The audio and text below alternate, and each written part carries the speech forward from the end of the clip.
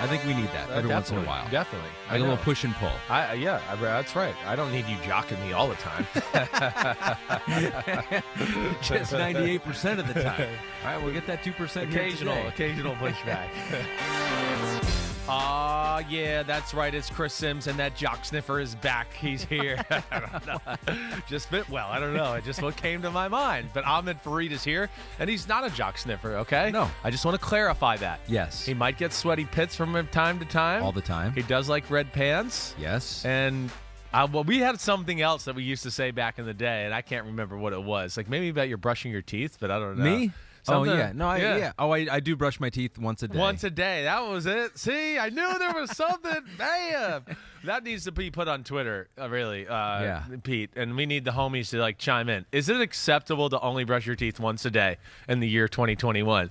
Putting you to the test morning, here. In the morning, so when I'm meeting you, and when I'm meeting anyone throughout the day, I have fresh teeth. Right. But you don't want to go to bed with fresh teeth? You No. just want to let that crap sit in there all night, huh?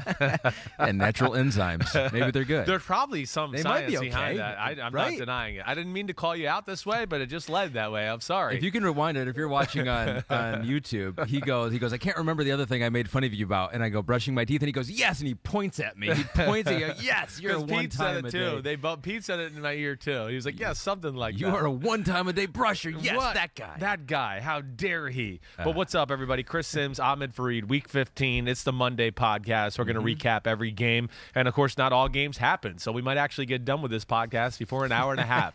We got 4 more games left on this awesome weekend, which I love, by the way. Yes. I'm like, my Monday and Tuesday got better. I mean, better. To me, it's like it's almost like an excuse for man, okay, hey, honey, I got to sit on the couch. I got work to do. It's the Raiders and the Browns. Got to watch the game. Double header. And then I'm a little disappointed about Tuesday's matchup as far as Seahawks, Rams, and Washington Eagles. Why? Why couldn't they? Why'd they have to make them at the same time? I know they were both why? I mean, one was supposed to be a 1 p.m. kickoff Sunday. The other one was supposed to be a 4:05 kickoff on Sunday.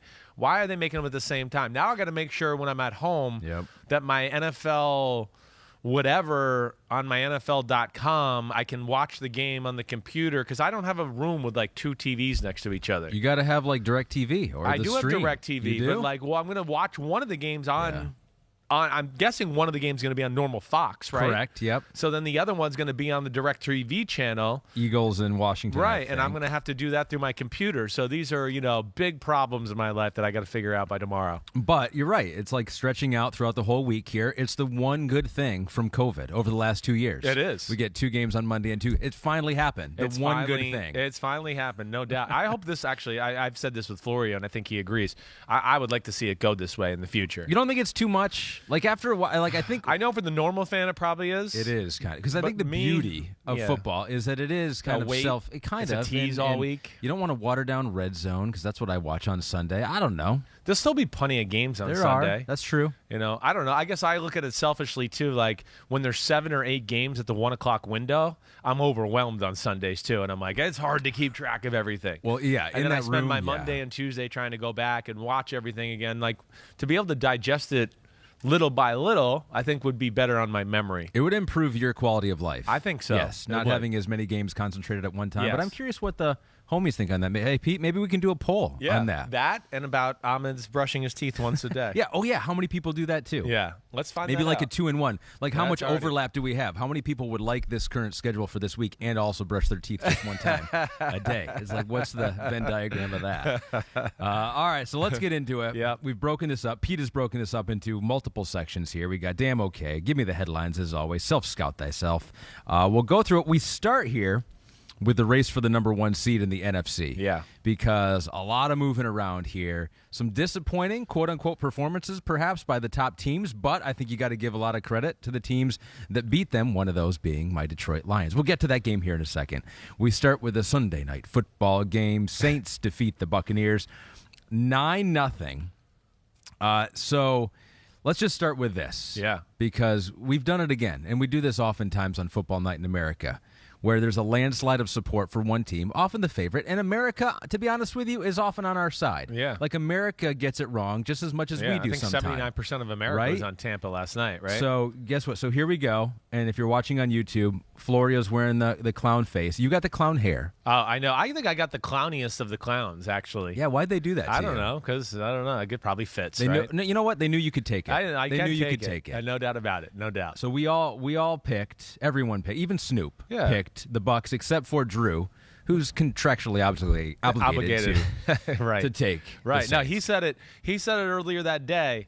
And like at lunchtime, he was like, "I'm going with the Saints," and I was like, "You can't go with anybody else." And we kind of all laughed, but big time for him there. He gains a game on Mike, and of course, my losing continues. It's the worst year I've ever had on Sunday Night Football, and it's actually embarrassing now. But even though it was a kind of a shock and an upset, what was the line? 11. Yeah. I was rooting for it as the game went on. The Saints have done this multiple times now to Tom Brady in the regular season. Right. Was it obviously there's injuries? We'll get into that. Yeah. But I mean, have they figured something out? They have. They definitely have. It's just about listen, other teams probably see it and want to go, wait, we'd like to do this too, but we just can't do it. I think that's really the biggest problem. First off, hey, we talk about this a lot. When you're in the division with somebody and you're the two kings of the division, you study them a little harder. You've had. Not only do you know their system through your studies, you also start to know the person on the other sideline too, right? A little bit, whether it's the coach or the quarterback, you start to go, he likes to go to these plays on third down. You start to get a feel for the human being, let alone the scheme itself, right? So I think that plays into it a little bit. But then, it's just one of those few defensive lines in all of football that seems to give the Bucs issues. It's in fact, to me, there's only two defensive lines that I've seen have given the Bucs issues. It's one, the New Orleans Saints, and two, the Rams. And the Rams, of course, are 2-0 against the Bucs over the last 2 years too. And it's weird because they're totally different defensive lines. The Rams are really small and fast. The Saints, like the Bucs, are one of the biggest defensive lines in football. And I think, hey, listen, this is no secret formula. Anybody that's paying attention or hasn't lived under a rock for 20 years, right, knows what's the key to beating Tom Brady. You start to hit him early on. They got pressure with 4, right? They keep 2 safeties back a lot. They kind of call your bluff and go, 2 safeties are back. Go ahead, try to run the ball. But within doing that, they also put a lot of people in the line of scrimmage who are going to drop out. So they kind of bluff you out of the run game a little bit. And that was one thing. Listen, it was a physical butt whooping. I think that's where you got to start. And then the second thing, and I said this last night, and you might have heard me say, I think the Bucs came out a little bit arrogant in the fact that they thought they were just going to forget the run game. We're just going to throw it every play. And that's kind of how they started the football game. And to me, that's not when the Bucs are at their best. Hey, you can get away with it against the Atlanta Falcons a few weeks ago, or teams that that are clearly not in your class. But with a team like this, you do that. I think they kind of gave the Saints energies. They didn't have to worry about the run game very much, and allowed that defensive line to kind of go, oh, wait, they're going to throw it all the time. Let's pin our ears back and get after it. And I don't even know how many times you threw the ball. I want to say you threw the ball 25 times in the first half, and they only ran the ball a handful of times, and it wasn't until the second or third drive. And to me, that's not the greatest formula for success to beat the Saints or for the Bucs to be successful. You think it was that they just figured the Saints have one of the best run defenses in football. They're just not going to be able to do it. I think there's probably some of that, to a degree, and they're like the Bucs. You almost just go, forget running against this team too much. But, again, Tampa Bay, to me, is at their best. And I know they're still good when they get in the shotgun and throw it all, but they're at their best, what we've always said, Ahmed, when it's a little bit more of running formations. And we're going to run the ball. We're going to run play action. And then we're also going to keep Gronk in to block and have 6 or 7 blockers with the running back added to the offensive line. And now Brady can be comfortable back there. And he can let the 3 guys work their magic down the field, right? That's, to me, when they're at their best. The other stuff, to me, is just icing on the cake. But I think they're, a tougher team to defend when they do have that running threat, because then it plays into Brady in the play action. He's amazing on that. And then also when they drop back in some of those formations, like I said, you can keep a max protection and he can feel cozy. Because last night, again, we know the GOAT, he's awesome. He is 44, right? So he's not he's not impeccable here. He does have a propensity in any game you've seen them lose the last few years when people get on him a little bit early, Washington earlier this year, the Rams earlier this year, it's all the same story, where then he becomes flinchy. And, people are chicken to say that. The only guy I know that says it is Rodney. Rodney said it last night. Brady gets scared and things like that. He starts to look downfield. He looks back in the pocket, and then he starts to already move in the pocket when he doesn't need to, and he takes his eyes off downfield. And listen, that happened. That happens to all quarterbacks. But Brady at 44, who gets, I think, in a little bit of a self-preservation mode with that stuff too, because he doesn't want to just get crushed and killed. And he took a lot of hits last night, don't get me wrong, but it does affect him. And we've seen that. And, again, I'm not trying to be a jerk. I know I take my shots at Tom Brady and all that, but that's a real thing and really one of the few flaws he has of his game, that not being able to make plays off schedule. Probably a lot of quarterbacks would have felt that with No Cam doubt. Jordan in this game. No doubt. 100 Cam Jordan sacks. was amazing. But was this the game that Tom Brady could have solidified his case for MVP? He loses a lot of his weapons, right. in the game. Right. You're playing in front of everyone, prime time, national audience. Right. If he's able to somehow figure out a way to win this game against the New Orleans Saints, a team that they're better against, they're better than. They haven't been better against them lately. Yeah. But, I mean, is this the game where he really could have solidified his case? He could have put that nail halfway in the coffin. I think so. I'm not going to say he could have solidified it. Yeah. But I think it would have gone a long way, to your point, especially because down the stretch they got what? The Panthers, the Jets, and the Panthers. Is that what they got down the stretch, I believe? Right? Now, the Panthers are still a good defensive football team and giving them issues. Panthers, Jets, Panthers, right? And but yes. And to me, again, you heard me say this last week, I think. I don't know. I think Rodgers is the MVP. And I know I'm biased towards Rodgers, but I don't think there's any quarterback that's more important to their football team than Rodgers. And the way he played yesterday compared to Brady, yeah, I think he closed the gap a little bit there once again. But I think that's a real thing. And yeah. I think overall, big picture to what you're talking about, the injuries, the receivers and all that, that's why they're not going to get rid of Antonio Brown. One, because, hey, the team might go, well, that's messed up. You said he may if he messes up once he's out of here. But they're also not stupid enough to go, well, let's cost the Super Bowl over teaching him a lesson. Those guys don't want that. They want to win the Super Bowl. We'll teach him a lesson after the year. Whatever. Don't play him now. Don't let him get his contract incentives. Sure, fine.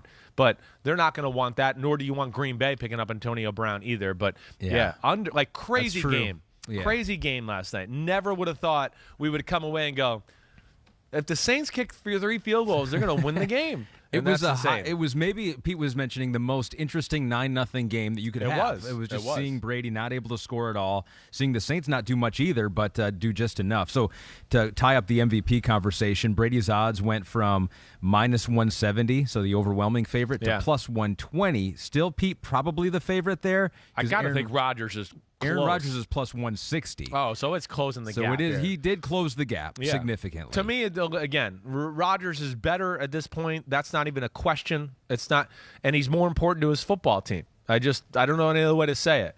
I know Brady's probably going to have more touchdown passes, but to me, the more quality, interceptions, though. He's going to have more interceptions. Rodgers, again, is going to lead the league in quarterback rating. He's the greatest quarterback rating in the history of football.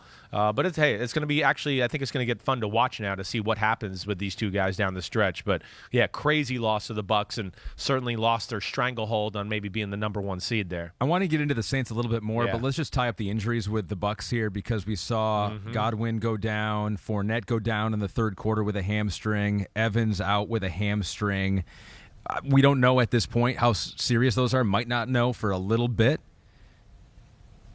Who said sprained MCL for who? Godwin. Oh, Godwin. Sprained MCL out for the regular season. Hey, listen. What did you think of that hit, by the way, by P.J. Williams? Rodney did not like. He thought it was dirty. Sure. It's not dirty. I don't want to go to the dirty word. I don't. Again, this is what the NFL wanted. These guys are afraid to hit anybody up top. Yes. And how many times do we see guys try to maybe hit a guy in the chest and by accident because they have a head on their shoulders and a helmet that's on that head where the helmet just touched the receiver's helmet too, and even though all the contact was in the chest and the shoulder area, he hit him in the head, unnecessary roughness, and so players are scared that way. But it stinks, and I wish the league would do something about it. Again, I've had this conversation. I said this last week on PFT. If I was playing football, and I know most receivers feel this way, and Larry Fitzgerald used to tell defenders this, right? He'd go, I'll pay your fine. He'd go, hit me in the head. Don't hit me in the knees. All day long. I don't care. Again, these are meatheads. None of them care that much. They're not all worried about like their future of being Einstein in the future world. They want to play football. That's what they love to do. So I don't look at it as dirty. I think it's a result of how the game is being ref now.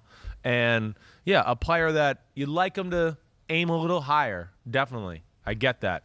But I'm not going to call it dirty. They're all split-second decisions. And right. You guys talked to Sean Murphy-Bunting on the show afterwards, and immediately he didn't think come it was to his dirty mind. either. No, he did not. Right. It was because Rodney kind of asked him about that and took him down that he road. Understood. And he would have been the most prone to say that, right? He's been experienced in that situation. Right. He's a teammate of Chris Godwin, and he didn't think it was necessarily anything egregious, just a football play. Yep, no doubt. So, so Godwin, no, for the rest of the regular season here. Yeah.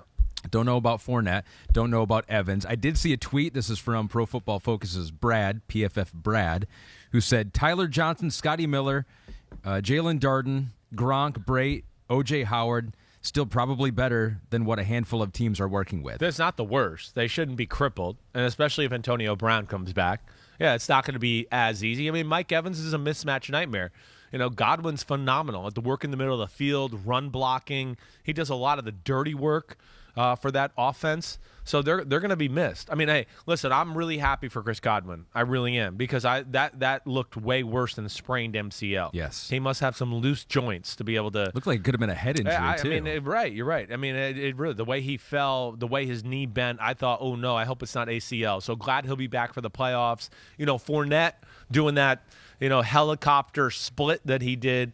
You know, the one thing, I'll be interested to see where it goes. Because, too, what happens to guys on Sunday, Ahmed, and you know we've had this just with injuries.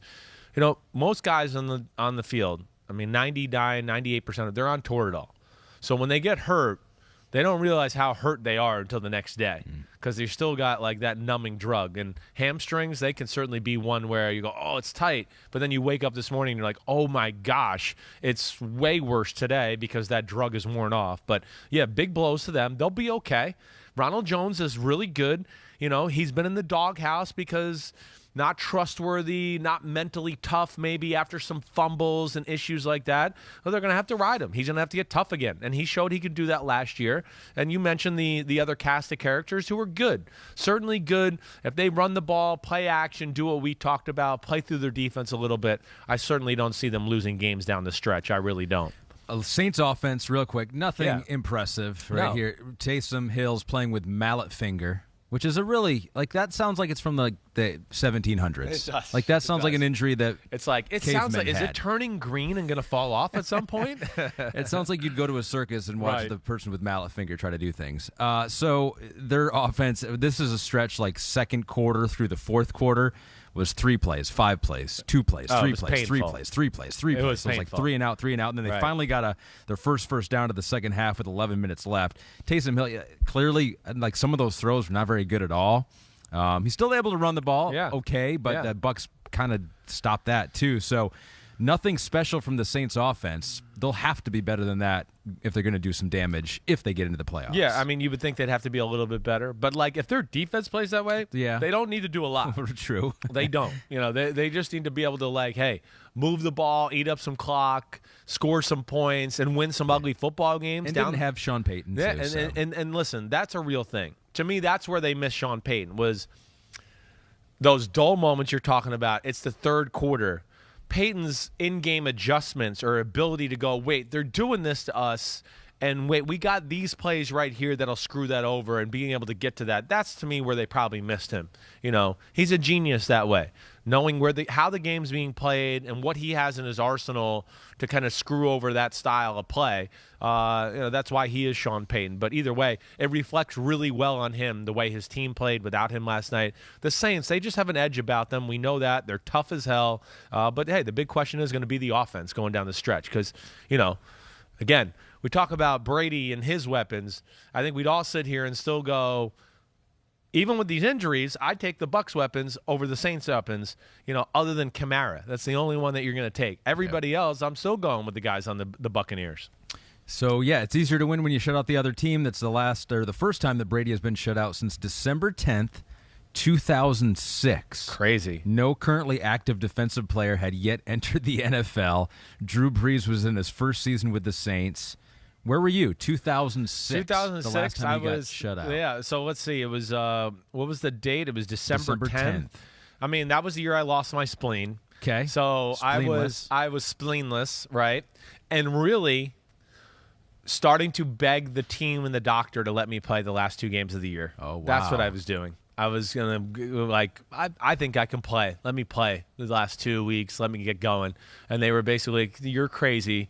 We're not good this year. Just wait till next year. Yeah. And that ended that. But, You go look around the league, though. Brady's getting shut out. So wait, let me 2006. play. Like, I can't do any worse than that. I know. Yeah, I remember him getting shut out with the Lawyer Malloy game with the Buffalo Bills when they cut Lawyer Malloy. Malloy went to the Bills. Oh boy, testing your memory. Right, but then 2006,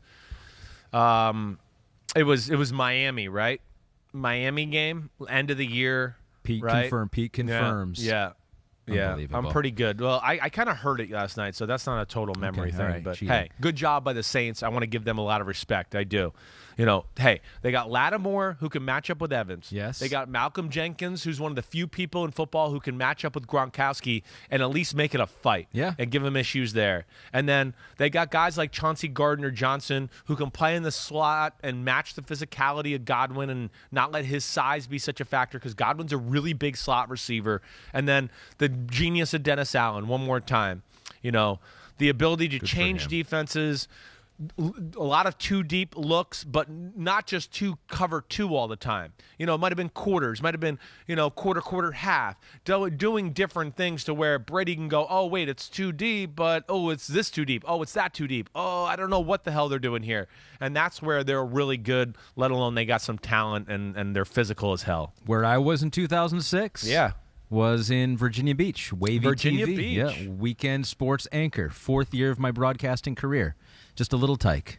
Little Tyke. Yeah. Chugging his way up to the big time. Like one day I'll be sitting at a desk with bobbleheads and Chris Sims, but it's going to take 15 years. Virginia Beach. Wow. Virginia Beach. Man. Norfolk, Virginia. Yeah, I mean, Virginia Beach, that area, that must have been some, like, good high school sports and stuff, right? I mean, That was the big thing, yeah. That was. Tyrod Taylor was playing high school football Yeah, back then. right. Percy Harvin had just declared to go to Florida. There were some really good athletes. yeah, because that still was right there. after Vic and Ronald Curry and Yep. those guys who were legends of that area. I mean, Allen Iverson's from that area, right? Correct, yep. Yeah, I mean, that's a special talent pool. 757, so much. That's the area code That's there. a 757. 757 right. is so much talent there, and they still have a lot of talent there. Of course And they do. Go to Virginia Tech, Old course. Dominion, who will play in a bowl game today, Yeah. actually. Oh, today? Sticking around there. So, congratulations, Saints. You get the victory. Shutout of Tom Brady for the first time since 2006. But we got to give the most praise, obviously, to the Detroit Lions, who beat the Arizona Cardinals, messing up that race for the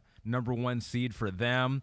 This is Trist and Shout, saying, please stand your ground on Unbuttoned tomorrow. This was to me. And make sure you and Chris discuss the Lions win, not just the Cardinals loss. You're right. A team won this game. It Right. wasn't just that a team lost. Right. A team won this game. The Detroit Lions were that team.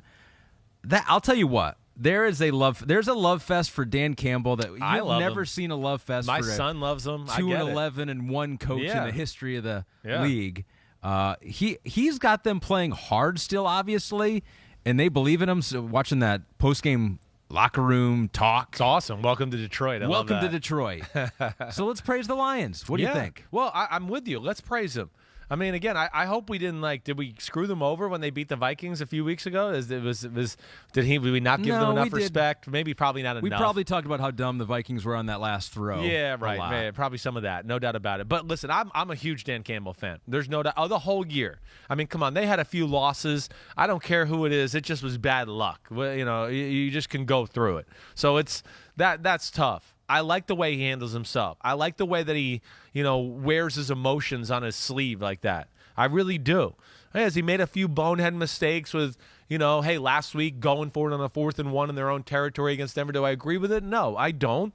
But, again, there's a belief in the team. And to yesterday specifically, Yep. they beat the Cardinals. This wasn't like where I know we're going to talk in a few minutes about Titans Steelers, where I'm going to tell you the Titans made a lot of mistakes. Yeah. This was not the same story. This is one team that was playing better, controlling the flow of the football game. They ran the football early. Goff made a few good throws within the game, and the defense consistently made Kyler Murray look confused in the pocket, and they did a great job of containing him too, to where when he tried to scramble a few times, he couldn't go anywhere.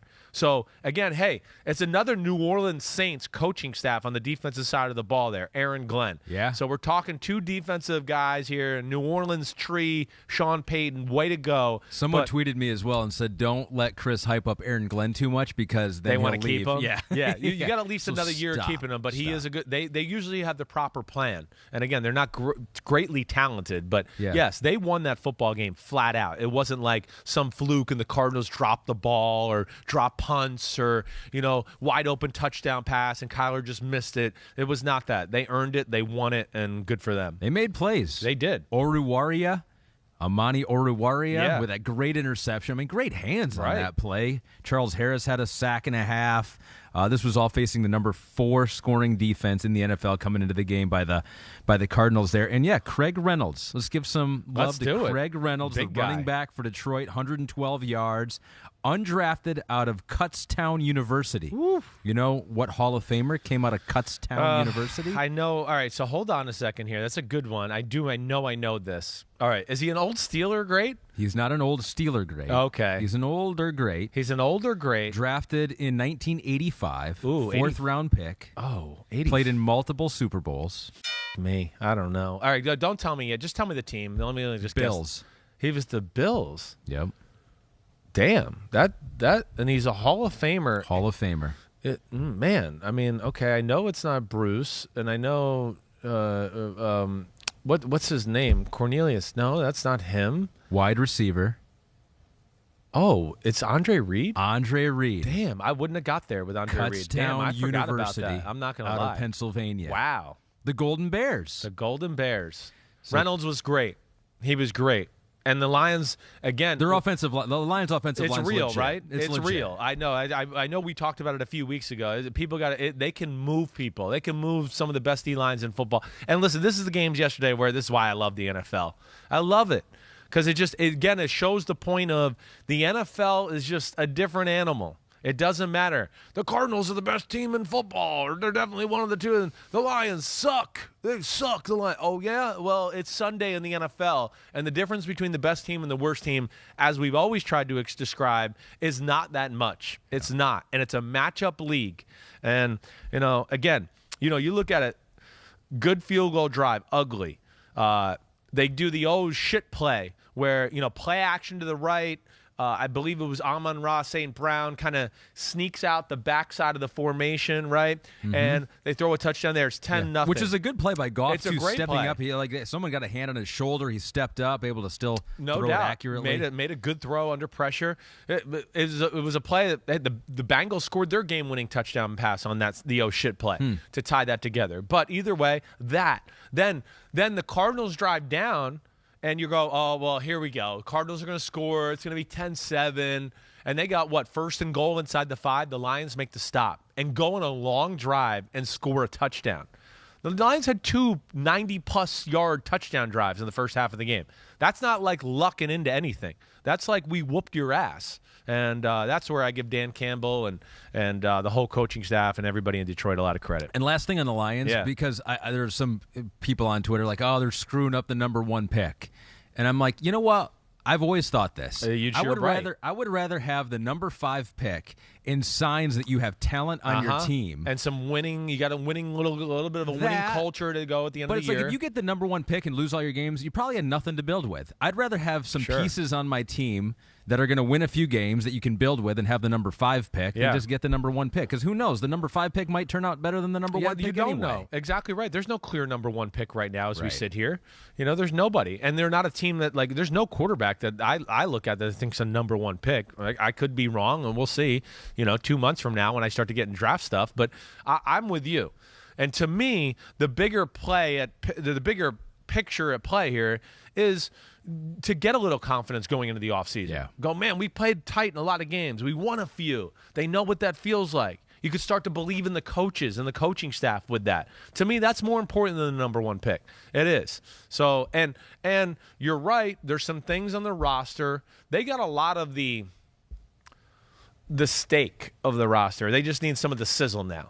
You know, you got an O-line, got the good D-line, you know, got a smattering of good player. You know, Amon-Ra St. Brown's good. Ron Reynolds is good. Now we need a superstar to go along with them, and they'll get even better. Right. You know, maybe one more, running back to go with DeAndre Swift. You got Hockenson. So to your point, there's some things there where you go, Lions have a good draft and a good offseason, and – they could be annoying to a lot of teams next year. All right, so what do you think about the Cardinals? Is this a red flag for them? They're without DeAndre Hopkins now for the rest of the regular season after undergoing knee surgery, so he could come back in the postseason, but not a good first game without him again here, although he did miss some time earlier this year. Yeah, it hasn't been an issue when they've missed him. Right. This is one where I don't know if I'll be listen, Arizona's still really good. They didn't do themselves any favors as far as if they want to be considered or get the respect they think they deserve. Not with these last 2 football games. Certainly not. You lose to the Rams and then let it filter over into, well, we're playing the Cardinals and we're playing the Lions and we're the Cardinals this year. We're going to beat them. It just kind of looked uninspired yesterday for whatever reason. And I will be interested. I'd like to know, again, I know what happened to the Arizona defense to a degree.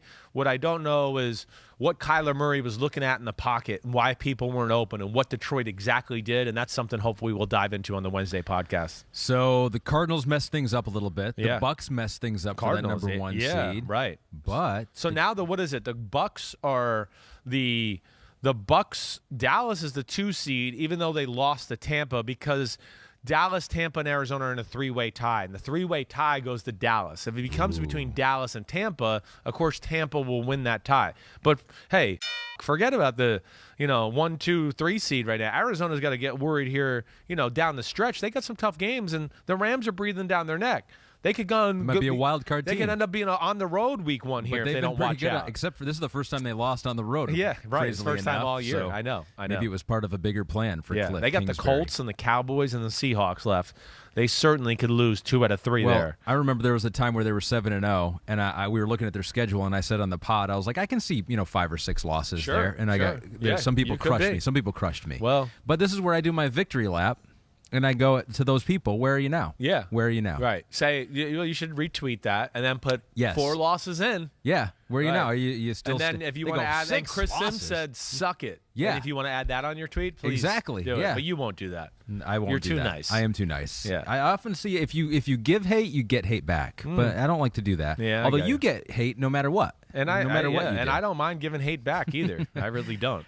We can't hate on the Green Bay Packers. Yeah. Because they continue to win, even though it was very close and it was a backup quarterback and it was the Ravens with a lot of injuries who I think they deserve a lot of credit. The Green Bay Packers win 31-30. And let's start right at the end, the 2-point conversion. Were you for it or against it? So the Ravens score.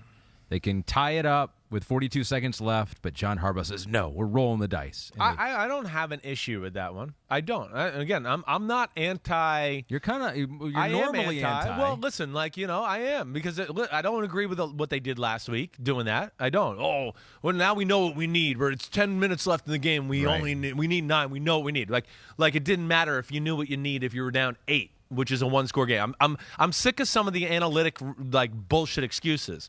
And again, we can get into the Thursday night game. How stupid was that with the Chargers? Fell into the trap of you can't beat the Chiefs unless you don't score touchdowns. Oh yeah, right. I mean, again? It's stupid. You lost the game because of it.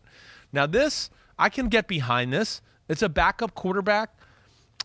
Green Bay had been moving the ball pretty much at will the whole second half, other than that last drive to give the ball back to the Ravens for a chance to go down. It's Aaron Rodgers. You're probably thinking, damn, we lose the toss. There's a good chance they go down and they could score a touchdown or at least get a field goal. Yep. So I'm not mad at it. I don't love that call. I don't love the call. I'm not a fan of, in moments of we got to have it, just going, I'm going to make it my guy's better than that guy. You know me, I'm a fan of that approach during a lot of the parts of the game. But when you're on the 2-yard line going in and you don't have that guy that's like that. Mark Andrews is a great player. But listen, to me, those type of plays, we're just going to play our guys better. That's a short handful of people in the history of the sport where you do that too. In the history of the sport. Gronk, okay, fine. Just throw it up to him. Randy Moss, Calvin Johnson, Larry Fitzgerald. The list is short. I mean, really short. So I don't ever love, wait, we had all week and we're just going to run out to the right and let one guy try to beat another guy who's more athletic than he is. So that's where I didn't love it. One option there, that's not my favorite. Was it one option? Because if you look at the play, did you see it? Hollywood Brown was wide open. He's coming across on the backside there. He was wide open. Yeah, well, he's coming across there, but the play is a bang-bang play to the front pylon. So, he saw Andrews go upfield, make the break back outside, and he knows at that moment, there's some space there, and this is when I got to put it on him. It's either now or never. It's now or never. Yeah. Now, Savage did a good job of just getting a hand on it. Stokes looked like he was there, who's a really good rookie player out of Georgia, their first rounder. But I just don't love that call because, again, you have to make that quick decision, and it's basically just a one-person decision. That's it. And I didn't love it. Now, and he couldn't run on that play. He was kind of hamstrung that way, and his running was one of the keys to the game. And Tyler Huntley, he played great. I can't take anything away from him. Yeah, Had a really good game. I want to talk about that. Yeah. But I think, as far as the going for it, what do you think? I do think that I think they messed it up. I think that Harbaugh, because they scored their touchdown to make it an 8-point game. Yeah. With 5 minutes left, I think that's the point where you go for 2. And we've talked about this before, and there's been a lot of look into that. It's like that's the point that you go for 2. When you're down 14 late, the analytics say go for 2 then with your first touchdown. Because if you get the 2-point conversion, boom, you just kick a field goal or kick an extra point, and then you can potentially win the game there. Yeah. So I think actually John Harbaugh did screw it up. But not the going earlier for 2. one, You got to go for 2 earlier. Yeah, because if you miss it, then you got to go for 2 for the second one anyway. And I know you don't like this all, like knowing how the game's going to go out. Yeah, that's where I think that's where the analytics are being lost, in my opinion. A little bit is like people are going like, well, I know how the rest of the game's going to unfold. I get that. And there's just so many games where I can go, well, look, see, if they just kicked the extra point, now a field goal and a touchdown would have won the game. Yes. And now they're not going to get that chance. Yeah. So I just have those. Or you have to take into account who you're playing too. Again, so that's part of it. And not necessarily that it translates to this, but it translates to the Chiefs and Chargers a little bit. Like, hey, the analytics say to go for it here. Great. Does it say to go for it against the best defense in football over the last 6 weeks who have not let anybody in the end zone? Like, they're literally holding teams to field goals week after week after week. Did the analytics say go for it in that specific formula? That's what I would love to know. Yep. And I would probably say no, they wouldn't. But that wasn't calculated. It was thrown in there with the Jets and the Lions of the worlds and all these other teams who aren't that great. And they went, well, see, the formula says go for it. Well, yeah, there's a lot of shit defenses in there that aren't Kansas City or whatever else. But I have no problem with it. Back to the point of the story here. Yeah. You're right. There's a lot of margin of error in all these analytics that I don't think is spoken about enough. So, right. Ravens kept it close. Tyler Huntley was pretty good. But let's give some credit to the Packers here because they just keep winning. Their third straight season with 11 or more wins. Hadn't done that since they did it 4 straight years in the mid to late 90s. Matt LaFleur becomes the third coach since the merger to win 11 or more games each of his first 3 seasons. Somehow has not been in the Coach of the Year discussion. Right. And really isn't even that much now. Right? He's like fourth or fifth down the Bill Belichick. Yeah, right. But the Packers, they just keep winning. Yeah. They just keep winning, and they do it with offense when they need it, and they do it with defense when they need defense. Yeah, it did. Yeah, defense was disappointing. Let me just hit on that first. I mean, sure. One, I wanted to go, is there no plan to stop Tyler Huntley running? Like, are we going to ever keep somebody around the line of scrimmage? That's where, to me, I was like, again, I know he's not Lamar Jackson, but he's not far off from it. You knew that was going to be a big aspect of the football game. That was like the shocker to me, I think, more than anything. I wanted to be like, if Lamar played, were they going to still play this defense and like let him just run for 900 yards in the game? That's where I was a little disappointed with their approach overall. To me, like, they let them all. And again, the Packers usually do some outside the box type of stuff. But why did they let Huntley run so much? And then early in the game, like, man, I would have bet they were going to try to feed Mark Andrews all the time. Like, I would have been like, I got to see you throw it to somebody else. I got to see it somebody else. I'm not going to let Mark Andrews beat me with your backup quarterback so he can feel warm and cozy with throws right over the middle and all that. I would have tried to go a different way there, but it didn't matter. To your point, Rodgers, again, just has this innate feel or whatever. Oh, it's 14-7. Man, it looks like it's a game I might have to press the issue a little bit and start throwing lasers here. Bing, bang, boom, boom, touchdown, 14-all. And to me, that's where the game changed. At the end of the second quarter, they figured out how Baltimore was playing them. He kind of caught fire. They scored touchdown, make it 14-14. They have a long drive on the start of the third quarter. The Ravens get the ball. They have a pretty long field goal drive. The Ravens only had the ball one drive in the third quarter because it went touchdown, long drive, Packers, field goal, long drive, Ravens, long drive, Packers into the fourth quarter, another touchdown. And you thought, oh, wow, they have total control of this football game. And then there was the how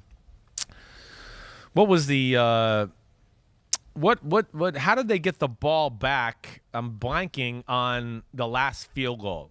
That, to me, is where the Packers should have put the game away. Rodgers missed his only throw of the day. Should have hit Lazard in the back of the end zone for an easy touchdown. Would have been his fourth of the day. But is that where the Ravens, did they go for it on that? I'm going to look it up. I'll get there before you guys, so don't worry.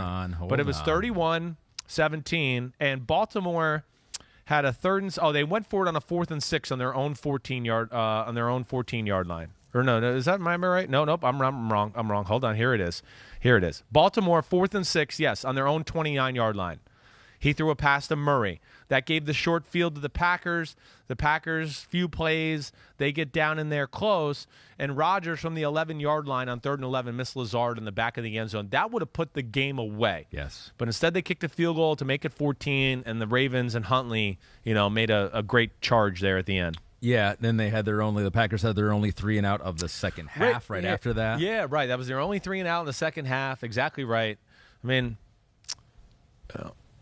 I still feel the same way about the Packers. And I know I almost sound disrespectful when I hear myself talk at times. I don't think they're as talented as Dallas or Tampa or Arizona. I don't.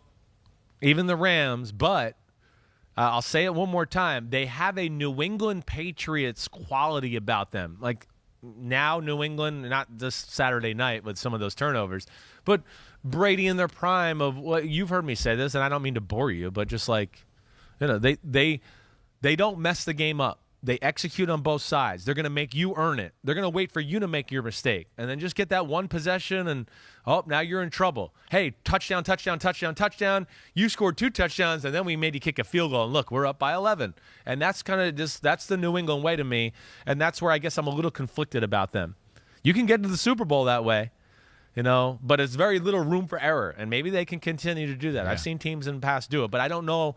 Again, their high-end talent is it the same as those other ones? I want to say no, but they execute and play the game the right way every week for the most part. And that we just looked at the other 2 games where Arizona lost and Tampa lost. I mean, they've made some errors. The margin of error for Green Bay is small, but we just saw that maybe that's the case for some of those other teams as well. No doubt. You're right. To your point of not making the big mistake, Aaron Rodgers, last 4 games, 13 touchdown passes, 0 interceptions. Nobody's playing better in football than Aaron Rodgers right now at the quarterback position. Marquez Valdes-Scantling, 98 yards, a touchdown. I know you've said often that they don't really have a number 2 receiver. Is anyone stepping up in your eyes, Lazard or no, Lazard dropped some passes yesterday. Valdes-Scantling's the guy that's dangerous. Yeah. It's just, it doesn't seem like he's really able to do a lot more than just run deep go or deep post. There doesn't seem to be a lot more to his game. So, to me, it's a little bit like, hey, we got the 2 runners. We're going to throw the ball a little to Aaron Jones out of the backfield. Of course, we're going to throw it to Adams. And then it's the weekly matchup against the opponent and the way they want to approach the game to, like, who's going to emerge as the other receiver. It can go anywhere. It can go Lazard. It can go DeGuara. It can go MVS. But, no, there's no guy that I think is, like, the clear-cut number 2 receiver. The number 2 receiver is Aaron Jones. That's who it is most games. And but that's okay. They're making do without it, and they're certainly one of the best teams in football. One more thing about the Ravens: how come the offense looked better with Tyler Huntley than it has with Lamar the last few weeks? Well, I'm not going to say that it looked better. You don't think it? I mean, it looked good yesterday. It did. Lamar, did he get in some moments of like we broke down 2 weeks ago against the Steelers and some games before that where, his eyes and he made some bad reads or he got a little greedy. Definitely was off. Huntley's playing it true to form, and they're probably calling simple plays that really just good for him. They are. I know they are. And I think again yesterday the game lent itself to some nice, easy completions just to, hey, here's Mark Andrews, 10 yards down the middle. He's open. They didn't do anything. Boom.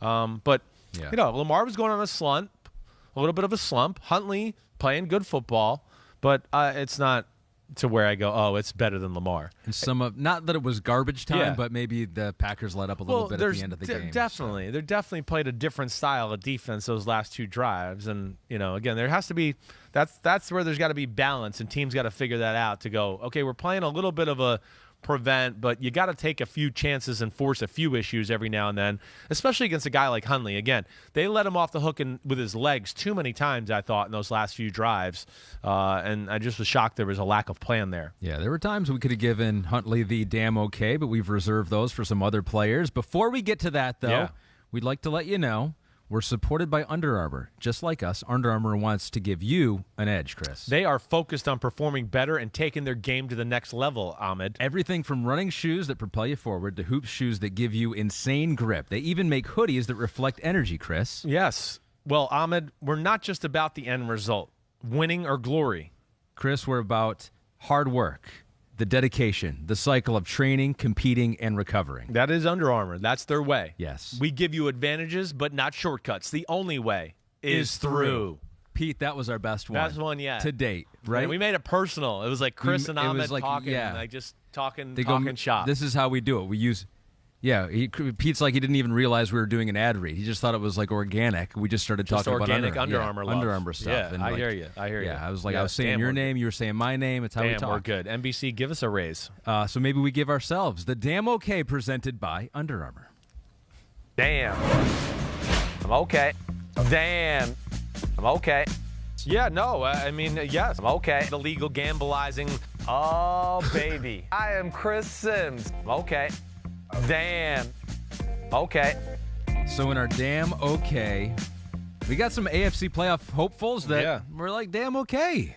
Staying in it. I know. I got to keep worrying about kissing your feet like here. Neither of us want that. I know. Like, I don't know why you said that, because that was bad for you and me. Like, I don't want that. Well, we're going to keep your shoes on. It can't be that bad if I kiss your shoes. Really? Is it that bad for you? I'm wearing my Currys today. So it's still worse for me. What shoes would you want me to wear if you do have to kiss my feet if the Steelers make the playoffs? Currys. I want you to wear the Under Armour Currys. Yes, I'll do that. I'll keep these clean for you. Please do. Because you said that they're dead. The Steelers are dead. Big Ben is done. They're still not going to make it. But they're scaring the shit out of me. Damn okay Steelers beating the Titans 19-13. Damn okay TJ Watt has a franchise record 17.5 sacks. Now, amazing. We I don't know that we totally poo-pooed the idea of him winning Defensive Player of the Year last week when we were talking about Micah Parsons and Garrett as well. Right. Myles Garrett. I mean, 17.5 sacks. I kind of dismissed him because I thought he was banged up and I didn't know how much we'd see him. Right. And he didn't finish this game either, but he seems to be playing every week. I don't know. Maybe he could still get there. I mean, if he goes on some run here the last 3 weeks and breaks the NFL sack record, I wouldn't be shocked. Again, no disrespect to TJ Watt, obviously one of the best defensive players in the football.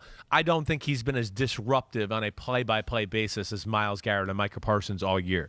Still really good. And again, I'm not trying to take anything away from it. I just think I would give them the edge. Either way, Watt's amazing. You know, they couldn't win a lot of these games without him, and Minkah Fitzpatrick and some of the great tackles he made yesterday and some big situations where I went, oh my gosh, this running back's about to break it. Oh my, what a tackle. Like it was going to be a 50-yard gain, and he brought him down to make it a 10-yard gain, you know, with just him on an island, one-on-one versus the running back. You know, they're the stars of the show there for the Pittsburgh defense. This is other than the Saints-Bucks, this is a shocker of the day to me. The shocker of the day. The shocker of the day, and the one that pisses me off, too, because I made Titans my best bet. Oh. I did. They dominated the football game. Well, hold on. So, yeah, let's take a look at that. So you were right. You were right. Let's look at the numbers. If you're watching on YouTube, you can see Titans it was the right the pick, Steelers. But this is the NFL, and why it's scary. 354 total yards for the Titans. Yep. 183 for the Steelers. Yep. Time of possession, 39 minutes for the Titans, 20 for the Steelers.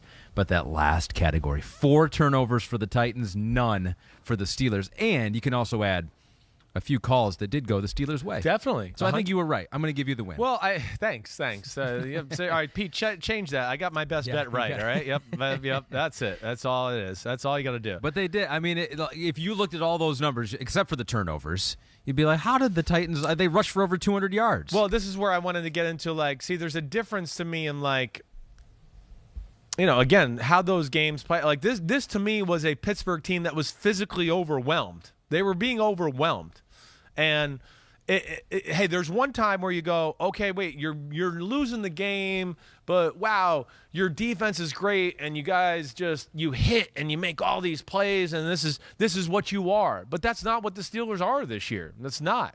This is not within their normal realm. Nor were any of those plays where I go, oh wow, well. I mean, it was only a matter of time they fumbled the way they were hitting these guys and doing that. Hey, 10-0, third down. Throw the ball to Ferkser over the middle. He turns up. It's going to be 1st and 10 around midfield. Gets hit by 2 guys, fumbles the ball. That leads to 3 points for the Steelers. Okay, you got that. The Titans get a field goal later on in the football game. I mean, the Steelers only had 1 drive the whole game. I mean, it was 1. It was a touchdown drive in the third quarter, and that was even ugly. Got a 3rd and 1 throw to Freiermuth where they called some bullshit unnecessary roughness, like, you tackled him too hard penalty. Stupid. That's where I'm sick of that shit. But, again, between that, McGrath fumbling was the tip pass interception, right? That was a 3rd and 1, a pick play. Hey, that was a great play by Taco Charlton, realizing where they're vulnerable as a defense and getting his hand up. I don't want to take that away from him. But then a fumbled snap on the next series, yes. I mean, the Titans right now have a little bit of that disease we've talked about, right? We've seen teams catch this disease all year long. They were lucky and caught the Rams when they were in the middle of the disease and their outbreak of the plague, right? I mean, we've seen the 49ers have the outbreak of the plague. The Chiefs have had, I think, multiple outbreaks of the plague this year, of the turnover plague. The Patriots had it earlier this year. Everybody seems to go through it at some point. The Titans were the one team that seemed Teflon Don to it, and here we are the last 3 weeks. And what's the stat, Pete? 13 turnovers in the last 3 games. And, of course, that's why they've lost 3 games in a row. I mean, I don't give a shit who you are. You turn the ball over 13 times in 3 games, you're going to lose 3 of them, if not 2 of them, and have a shamrock up your ass to win the other one. Just not good football. It's not what Vrabel and company do. Yeah, and 3 out of 4 they lost. Sorry. So they used to be a big play team. You Yeah. wouldn't think of them that way, but Derrick Henry would break big runs. A.J. Brown could break some big plays. Yep. I mean, Julio is not Julio right now. No, Julio is not Julio. Now, he got hurt trying to recover the fumble at one point and seemed like that got him hurt. You're right. They need A.J. Brown back big time. They really do. That's the issue right now, Ahmed. I'm glad you bring it up because they do, again, they can win this way, but as you see, there's little room for error. And it's a reason they've lost 3 out of 4. But guys like A.J. Brown, Julio when they're healthy, and A.J. he's in a different class than Julio at this point of his career. But they, like we talk about, they take pressure off your team because now we don't always have to go 12 plays, 80 yards. Now it's 4 plays, 80 yards because he caught a 50-yard post down the middle, right? And they're certainly missing that aspect of the game. They need A.J. Brown back in a hurry. Yeah, because if they don't get him back and if they don't get Derrick Henry back, I don't want him in the playoffs. You don't want him sorry. in the playoffs? I love, and we're big Ryan Tannehill guys, and he hasn't had weapons, and so I don't put this all on him. But I don't know. They're not exciting enough for me. Well, no, they're 9 and boring. 5, and honestly, they're not a lock. No, they're not a lock. They're old school. They're not exciting. You're right about that. It's going to be without those guys. Without those guys, their defense. They're let's play. Execution football on the offensive side of the ball. It's not going to be big plays, but A.J. Brown certainly brings that aspect, and we'll see. But you're right. They're not out of the woods. Pittsburgh, again, to me, this is where we got to give, the man, the myth, the legend some credit here. Mike Tomlin? Yes. So Come get on. this. So What? Pittsburgh has had a losing record through 14 games under Mike Tomlin just once in 15 years. It's insane. I don't know what else to tell everybody. They're 7-6 because of 7-6-1 for one reason, because of Mike Tomlin, and the fact that they just continue to hit, believe. Oh, we're down 29-0 to the Vikings. We're not going to give up. That's the culture your head coach has put forward. They have no business. They have arguably the worst quarterback in football. Okay, I'm just gonna say it. He's top 3 or 4 worst in football. All right. I mean, the defense is thin with limited playmakers. There's not a lot of depth. The offensive line's not good, and therefore that negates Najee Harris. And because you don't have a good quarterback and you're not the greatest pass protecting group, the other positive thing you have is these 2 freaky receivers. But, because the offensive line's not great and you got not a good quarterback, they can't really take advantage of that. They are 7-6-1 for one reason. Mike Tomlin. Thank you. Mic drop. Next game. Per Lord Reeves said the Steelers have led for 19% of their offensive snaps this season. Only teams worse, the Lions, Jets, and Jaguars. So they are not leading with the ball many times in the game, but somehow they keep winning. But the thing that may keep them out of the playoffs and may prevent you from having to kiss my feet is that tie against my Detroit Lions. What if it comes down to that? Your Lions? Hey, there we go. Save both of us there. It could happen. We'll have to see. But if, you don't really want me to kiss your feet. I think that would be a great picture for your social media. I don't think I want that. I know. I don't think I want to either. I mean, we've committed to it though, and we have to do it. Well, we have to. Of course, they want it. The homies will want it. Neither of us. Will He washes his feet more than once a day, unlike his teeth. So it's really not that bad. You're right. Kissing my feet is actually the cleanest part. Okay, so Steelers get the win. Congratulations to them. The Bengals staying in it. The Bengals are actually now the 4 seed in the AFC at 8-6. They get the win. Wasn't easy against the Denver Broncos. We're going to give damn okay to Jermaine Pratt. Yeah, good player. 15 tackles, half a sack, a quarterback hit in a defensive slug-it-out game where the Bengals needed to make one big play, and Tyler Boyd and Joe Burrow helped make that play, and that was enough. That was enough. That's exactly right. I mean, defense played well. Had a clutch turnover at the end. That was great by Khalid Kareem, stripping the ball out of Drew Lock, which was one of the crazier plays in football yesterday.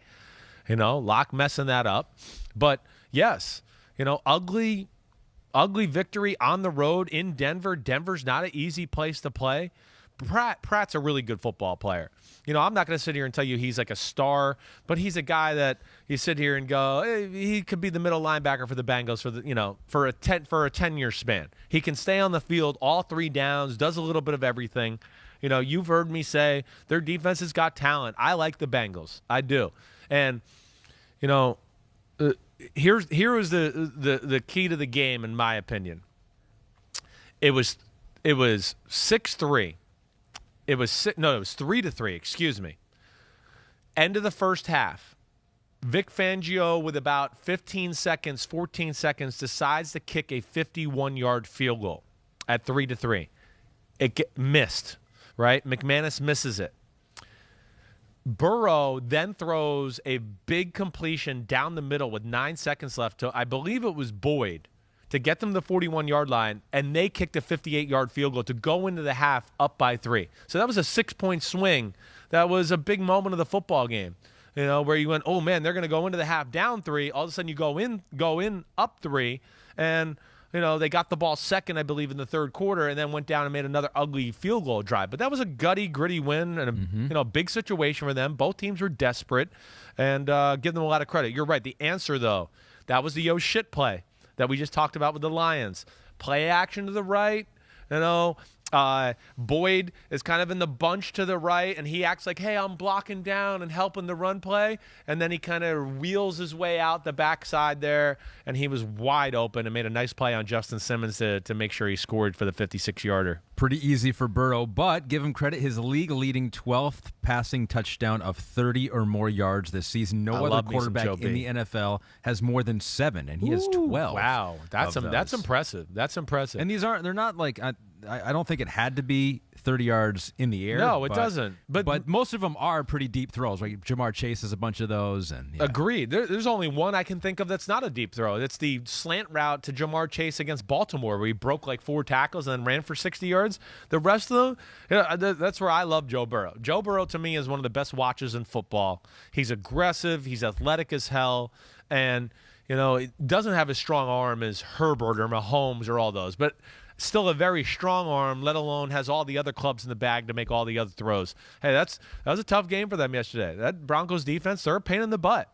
And they can defend the pass and give you some issues there. And the Bengals couldn't get the run game going either. But that was a gritty, tough win for them. And you know me, I'm rooting for the Bengals to get in the playoffs big time. They're one of the teams I want. Like you said, you don't want to see the Titans in.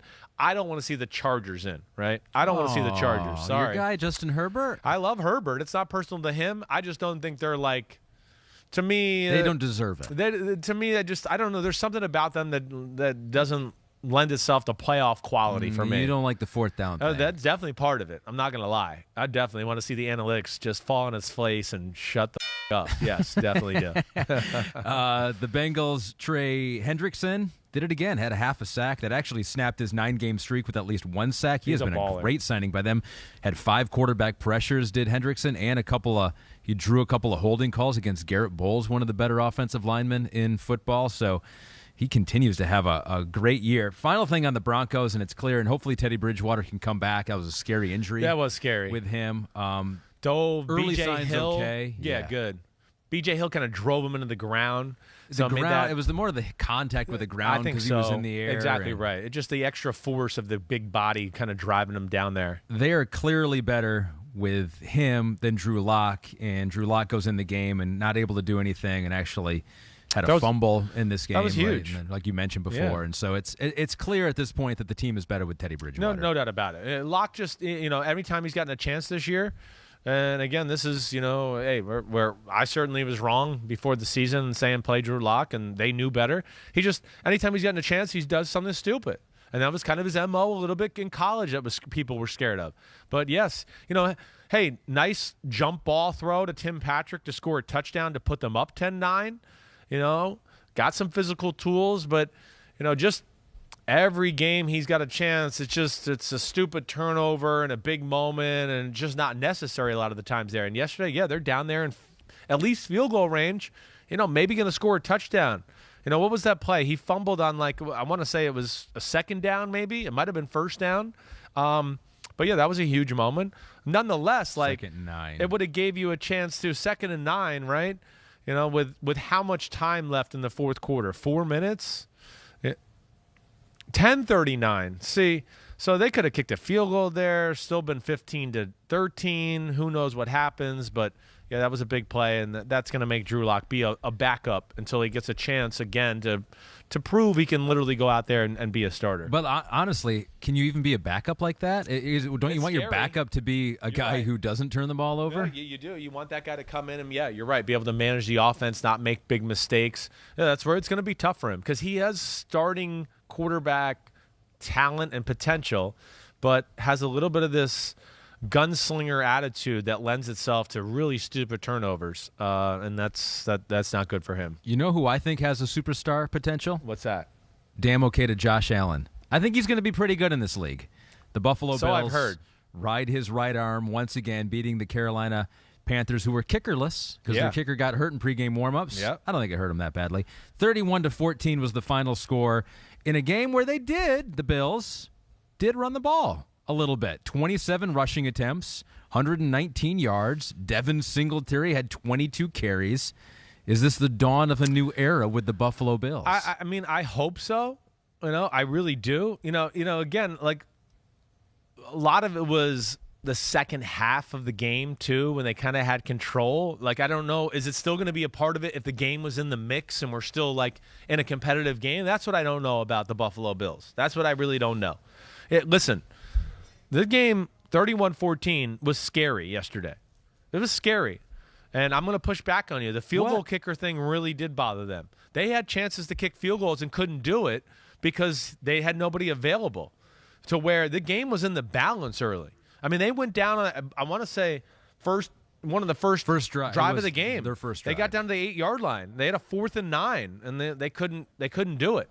So they had to go for it. Again, their defense was playing good enough to where Josh Allen and company, again, they didn't score a touchdown until 14 minutes left in the second quarter. Yeah. So they were if they could have gotten off to that early lead, 3 points there, maybe kind of made it ugly. Sure. Like, it kind of had a look early on where I was like, man, this seems like it's the Jacksonville game all over again. It's just like, man, Buffalo can't get anything going. It's too much Josh Allen. The defense is good, but Panthers are moving the ball a little bit. they got some good design quarterback runs and a few little screen passes and reverse that are creative. But I do think that affected the game. And then the other thing too is, I believe the game was 7-0, and I don't understand it, but like, no, this was still 0-0 after they don't get the 4th and 9. I'm sorry. They get the ball back, and they go for it on 4th and 1 at midfield. And, like, that sets off Allen and company to then go up to a 7-0 lead. And I think that was the play where Cam Newton got called out by Matt Rule a little bit because they had, like, a read option run on.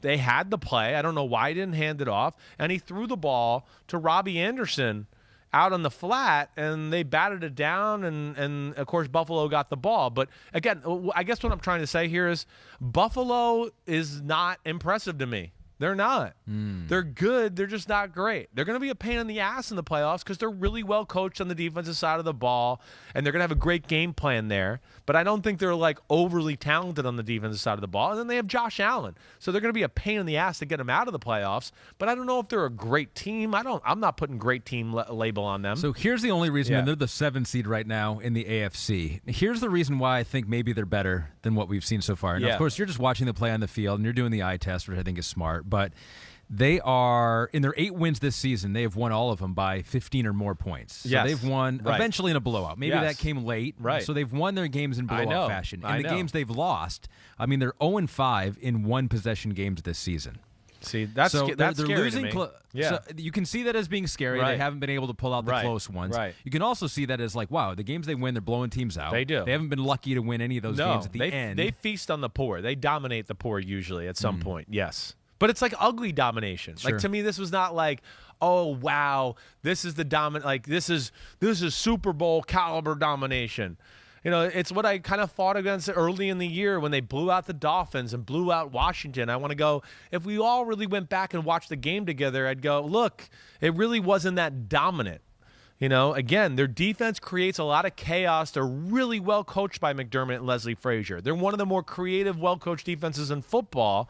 And then, Josh Allen is, like we've discussed all the time, he's the freakiest player in football maybe. So he makes a splash of plays, but I don't know if that's conducive to beating the upper echelon or the upper class of the NFL when it comes playoff time. And that's what scares me about the Bills, I guess. Pete, who are their best wins this year, you're saying?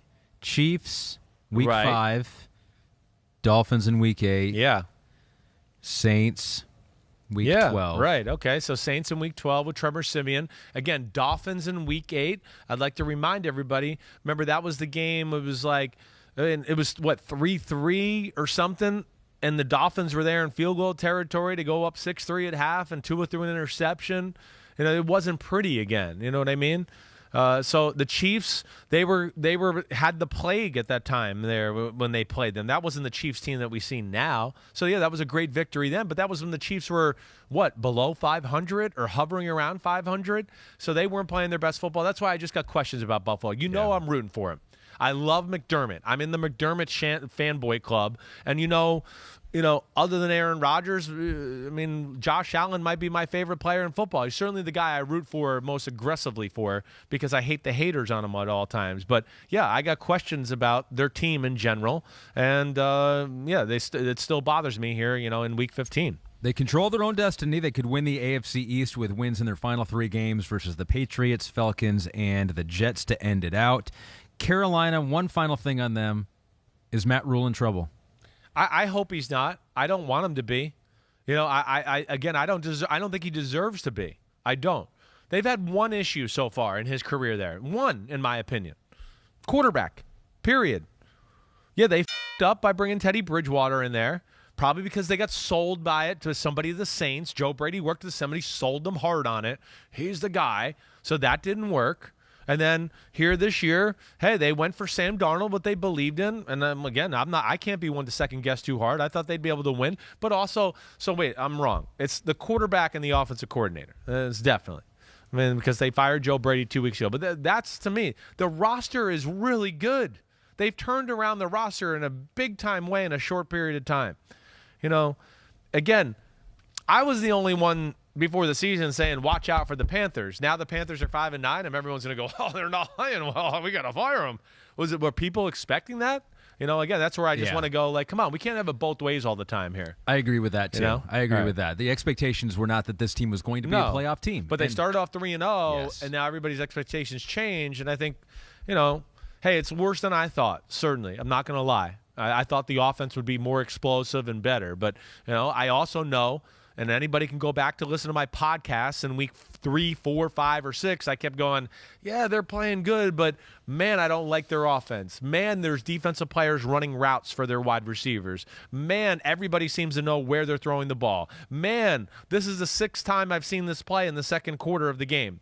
Like that's when I start to go, oh, this isn't good. So they've had issues there, and hopefully they can get that corrected. But I don't think Matt Rule deserves to be on the hot seat. I don't. They have a defense that could be playoff caliber here this year or in the years to come, and I think the Indianapolis Colts have a defense certainly that is playoff caliber right now. Right. Our damn okay goes to one player on that defensive side. Neil watches PFT, says, damn okay, Darius Leonard played like a beast all game at the same time. Self-scout thyself.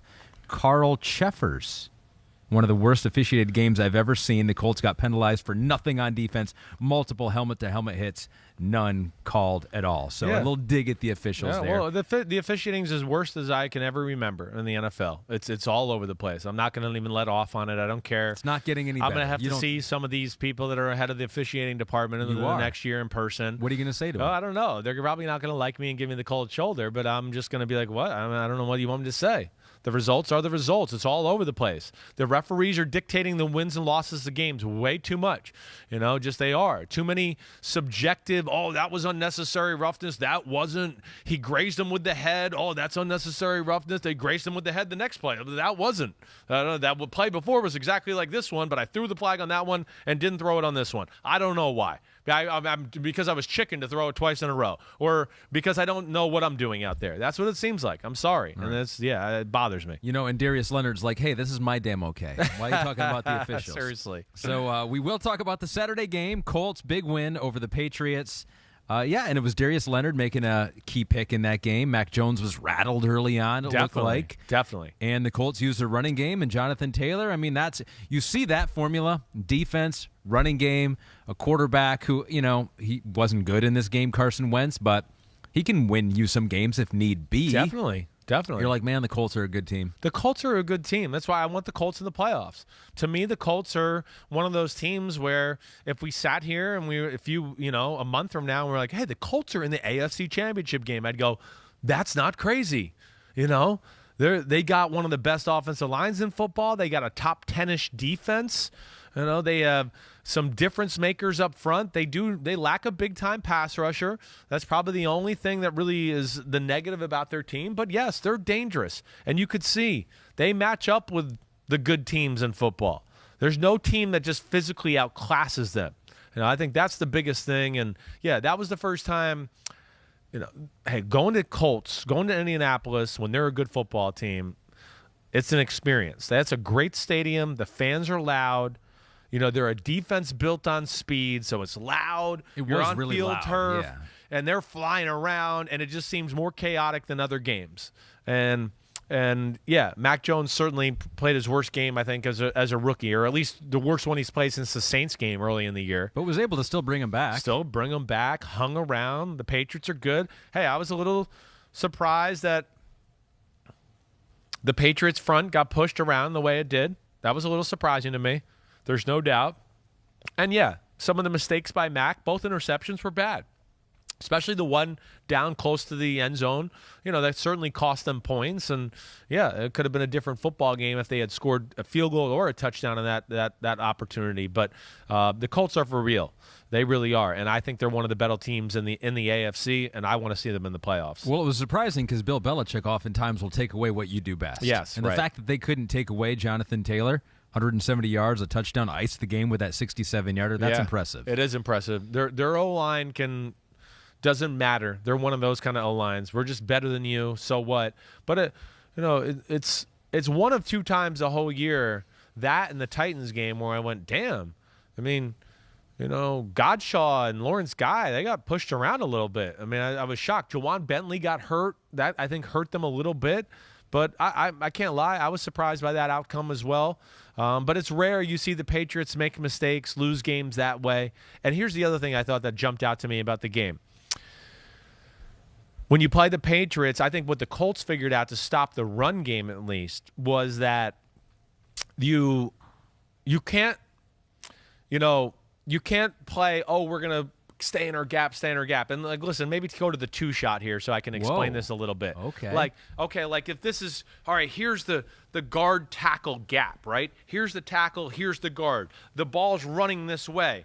A lot of teams just, hey, okay, the ball's going there. Here's my gap. I'm still staying in my gap. I'm going to shuffle along and stay right in my gap. I'm going to stay right in my gap, right? Which is great. That's the way they're taught more times than not. But also at the same time, it allows the offensive line to go, hey, we're going to double this tackle, and then one of you is going to get to that guy who's kind of shuffling along at the gap 3 yards down the field, and you'll get him just as the running back's getting there, and we'll gash him for a big run.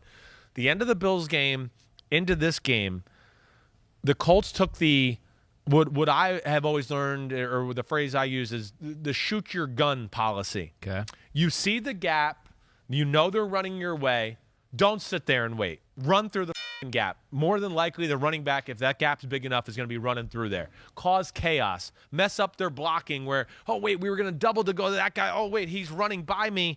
Oh, no.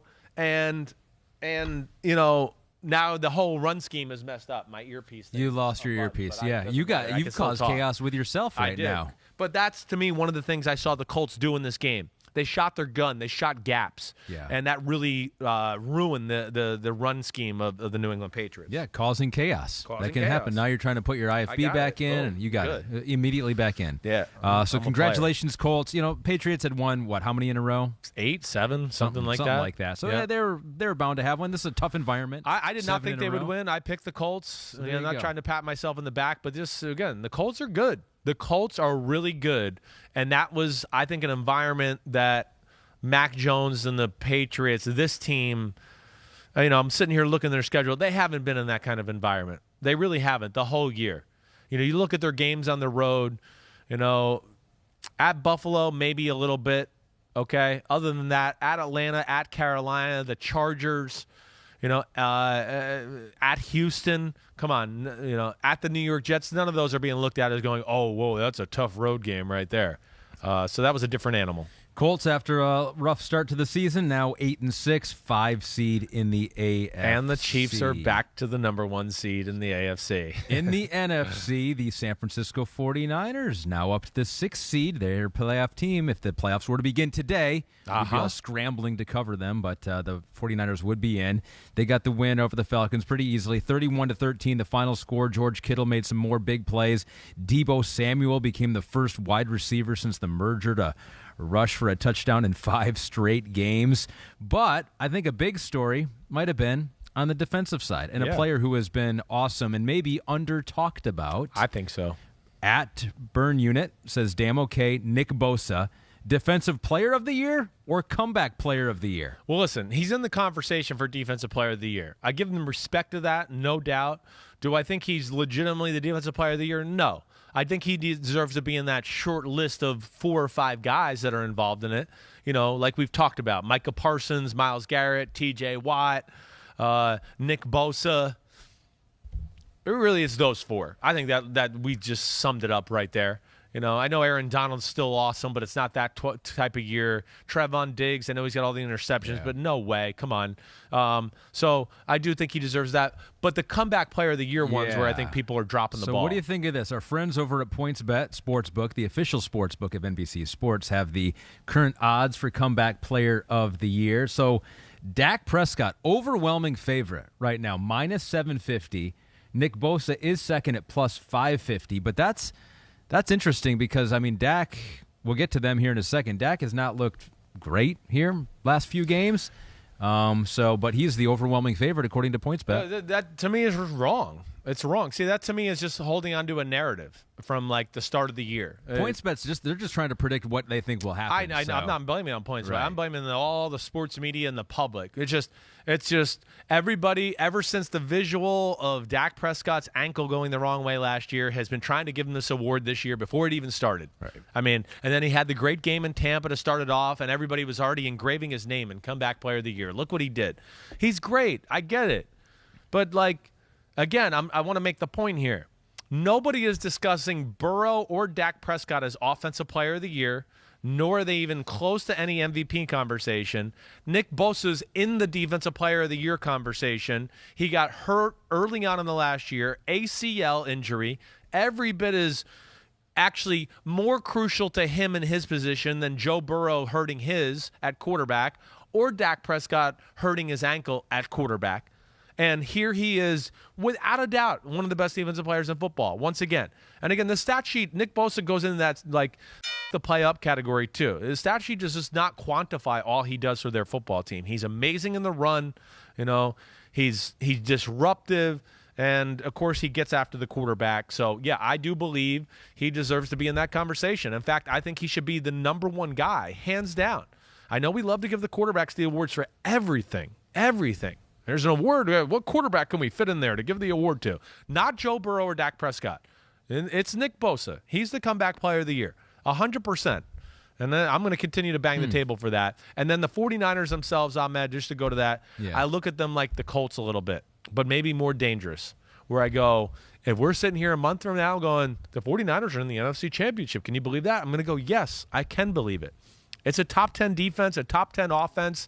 You know, I don't think the offense is actually in the top 10, but I would bet you in the last 5-6 weeks it's top 10. In your heart, they're top 10. They are. And as I'm looking at it right now, they're number 11. So it's not like they're out of it here. Yep. Yeah. So maybe bet on the 49ers. You get some value there. Maybe bet on Nick Bosa to win comeback player of the year. You get a lot of value right there. And you can bet all the time on PointsBet if you want to, Chris. And they've got a lot of offers for listeners of this podcast. They do. I really appreciate PointsBet here, all right? PointsBet has a new sign-up offer for Unbutton. A new one. That's right, Ahmed. A new one. N-E-W. PointsBet has a new sign-up offer for Unbutton listeners to get in on the action before the season ends. Download the PointsBet app. Use code HOMIE. Homie? Oh, you better be a homie to use the homie code. H-O-M-I-E. That's how we spell a homie. Yep. If you don't know how to spell homie, then you're not one of the homies, Correct. okay?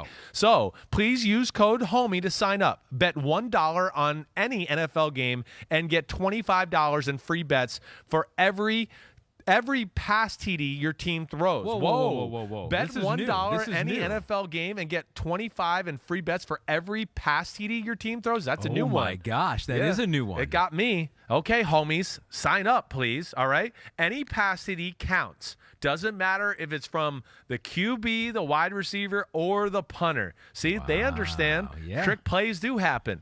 Don't just bet the football season. Live your bet life with PointsBet. Pop quiz. Ooh. 2 TDs have been thrown by non-QBs this season. Yeah. Can you name them? Was that part of the read there too, Pete, or did you add that part in?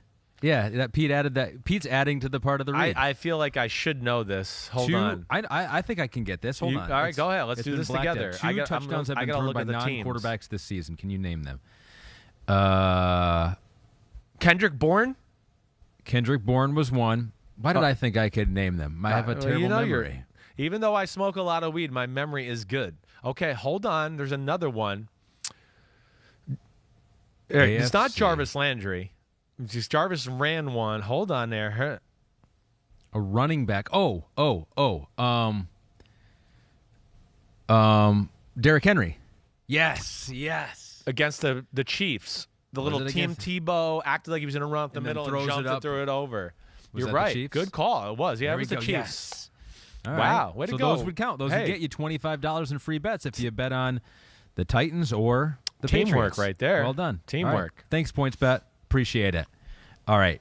Now time for Give Me the Headlines, presented by Hyundai. 3 games here, and we'll start with the Dallas Cowboys defeating the New York Giants. What's your headline for this one? Well, Big D beats Little Blue. Oh, no. Yeah, it hurts me because it's supposed to be Big Blue and Little D in my place, in my house. Yeah. You know me, I'm a Giants fan. I But, know. man, this Dallas defense, you just kind of hit on it. Dak's been slumping lately. Dallas defense is the star of the show, period.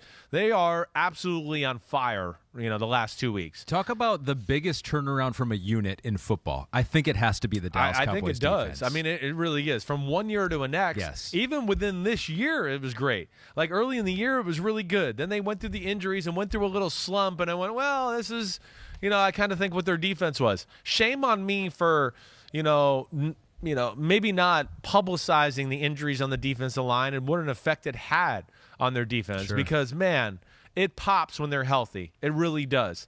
They can create a lot of mismatches up front. I broke it down last week on the Wednesday What the Happened podcast. But when you talk about you have Lawrence and Randy Gregory and Micah Parsons, and then, hey, whatever defensive end you want to put else in there, Terrell Basham with 1D tackle, they can move these guys around and get the matchups they want. And then with those guys and Lawrence and Micah Parsons and Gregory and Basham, they're all capable of dropping back into pass coverage and doing that too. So they have a lot of options to mess with there. And it's the pressure by them up front.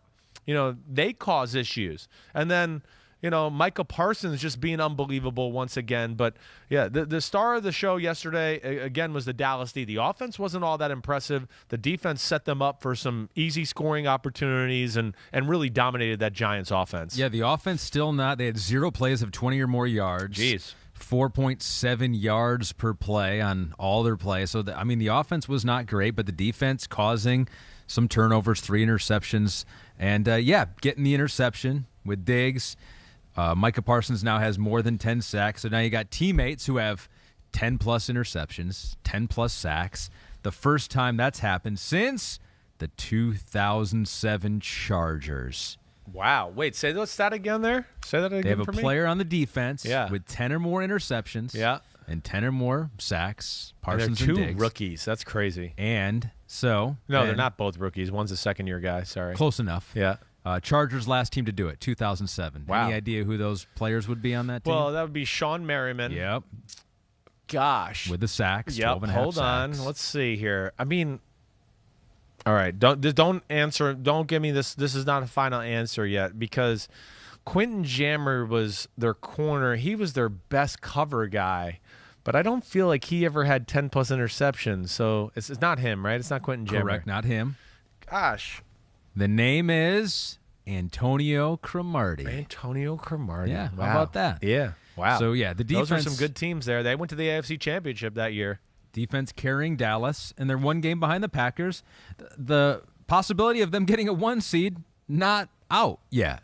They could make a run here. Offense has got to improve. They got to right the ship a little bit on the offensive side of the ball. There's no doubt. We went through some of the issues last week. Again, I do like that they gave the ball to Tony Pollard more yesterday. To me, again, they're dropping the ball. Pollard should be the main ball carrier. Ezekiel Elliott should be the change of pace guy. That's just the way I look at it. Pollard's capable of more at this point in his career. But yeah, with Washington football team on the horizon, Arizona, then Philadelphia. Listen, I expect them to beat Washington and Philadelphia. I do. I'm not going to lie. It won't be easy. Arizona, we'll see how that goes. But they do have a chance. They certainly do. But the offense, like you've talked about, it's lost its way a little bit. It's not like, oh, wow, it's really concerning, but it's certainly not to the level we saw early in the year where it was explosive and borderline unstoppable there for a time period. There's nothing really explosive about the Miami Dolphins, but they just keep winning. 6th in a row after starting 1-7. They get the touchdown victory over New York. Your headline for this one is? Whoa, I forgot. Let me get back to the sheet here. Okay, the Duke of New York. Oh, Duke Johnson. Duke Johnson. He was the difference for the Dolphins yesterday. Career game for him. Yeah, it was a lot of good runs. Miami's slowly but surely been running the ball better over this winning streak. It's not beautiful, but popped a few runs yesterday. I believe of course he was consistently good. I think Gaskin broke a long run later on in the football game, one of the last drives of the game. This was an ugly football game. The Jets had an opportunity, I'm going to just throw this out there, pretty early to really control the game. And I know they were up 17-7. It should have been worse. Tua was really all over the place early in the game. all over the place. Threw a bad interception. He went into the half, and I told Pete and you guys before we started the show, he went in the half 7 for 12 for a little over 100 yards. And one of those incompletions, of course, was an interception.